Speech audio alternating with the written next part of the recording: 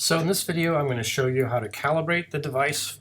You need to do this one time on every computer you're going to use the device on, because the calibration constants are stored locally on the computer, so you don't have to be online when you do this.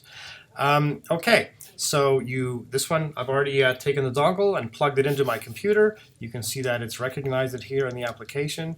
The remote is turned on. You can also tell that it's paired because of the way it's blinking and because it says so up here that it's paired. To do the calibration, you click on this little gear, and you have the choice of calibrating either the accelerometer, magnetometer, and gyro, or the force probe. And we're going to do the first one of those first. So now it just tells us step by step what to do.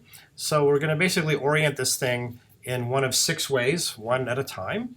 And so first the x-axis is up. We put it that way. We click next. We're very still for 2 seconds. It acquires some data, and it tells us to reorient this thing so the x-axis is down and click next. So it acquires data for 2 seconds. Then it tells us to put it so that the y-axis is upward. Clicking next. Then, of course, we wait 2 seconds. We're told to do y-axis downward and to click next. And we do that. Then we do the z-axis up. Click next, wait 2 seconds, z-axis down, click next, wait 2 seconds, and we're done. And now we can just save the calibration constants. Make sure you click on save here, not just on close. The next calibration we're going to do is the force probe. So we use the weight of the device itself to do this. So it tells us to first orient it with the y-axis downward. There it is.